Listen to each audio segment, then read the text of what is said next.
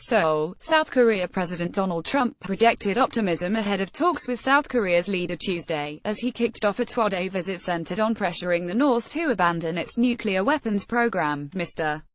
Trump arrived at the Blue House in Seoul after visiting Camp Humphreys, a military base about 40 miles away. After a formal welcome ceremony, he said he looked forward to a successful day of talks. South Korea has been warily watching Mr. Trump, who has repeatedly struck a hard line against Pyongyang. In his welcoming remarks, South Korea's President Moon Jae-in said he hoped the visit will serve as an opportunity to relieve some of the anxiety that the Korean people have due to North Korea's provocations, and also serve as a turning point in resolving the North Korean nuclear issue. Speaking before an operational briefing at the base, which is only about 60 miles from the border with North Korea, Mr. Trump briefly addressed the interlocking issues of security and trade at the heart of his visit. He said he would be meeting with generals about North Korea, declaring ultimately it will all work out. Because it always works out. It has to work out. Mr. Trump also sat with troops for lunch in a large mess hall.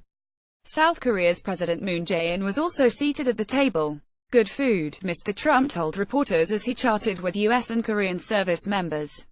U.S. and South Korean officials have said the base visit was meant to underscore the country's ties and South Korea's commitment to contributing to its own defense. Burden sharing is a theme Mr. Trump has stressed ever since his presidential campaign. South Korea is the second stop on Mr. Trump's five-country Asian tour. In Japan, he refused to rule out eventual military action against the North and exhorted dictator Kim Jong-un to stop weapons testing, calling the recent launches of missiles over American allies like Japan a threat to the civilized world and international peace and stability. U.S. President Donald Trump and South Korea's President Moon Jae-in shake hands at a news conference at South Korea's presidential Blue House in Seoul, South Korea, November 7, 2017.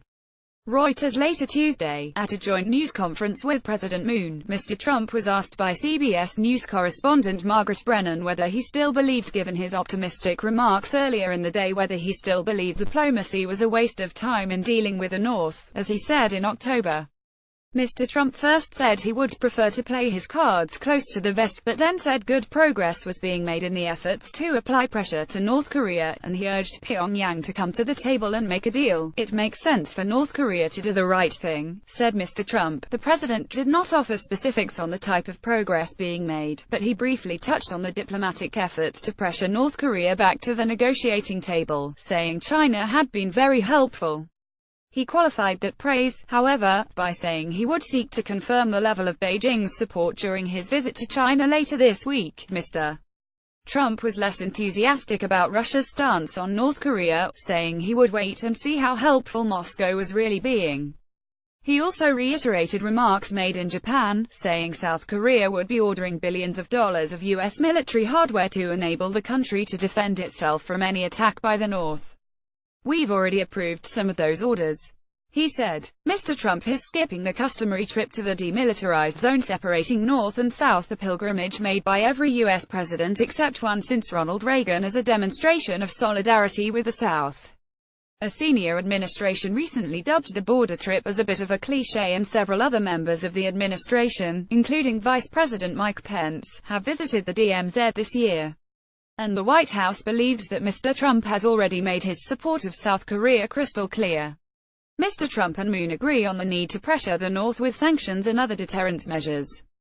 But Mr. Trump has warned of unleashing fire and fury, threatened to totally destroy the North, if necessary, and repeatedly insisted that all options are on the table. Moon, meanwhile, favors dialogue as the best strategy for diffusing the nuclear tension and vehemently opposes a potential military clash that could cause enormous casualties in South Korea. Mr. Trump backed up his strong words about North Korea by sending a budget request to Capitol Hill on Monday for $4 billion to support additional efforts to detect, defeat, and defend against any North Korean use of ballistic missiles against the United States, its deployed forces, allies, or partners. And as he departed for South Korea, he tweeted that Moon is a fine gentleman, adding, "We will figure it all out on a personal level." Mr. Trump and Moon have not developed the same close rapport as Mr. Trump has with Abe or even China's Xi Jinping. Part of Moon's mission during the visit will likely be to strengthen his personal ties with Mr. Trump, said Michael O'Hanlon, a senior fellow in foreign policy at the Brookings Institution. Now poor President Moon is playing catch-up ball because everyone acknowledges that help's not bonding quite as much with Donald Trump as the rest of the region, said O'Hanlon. He said Moon could face pressure to dare a stronger relationship, whereas in most other parts of the world, people are trying to keep their distance from Donald Trump. Mr. Trump will spend Tuesday in meetings with Moon, hold a joint press conference and be feted at a state dinner.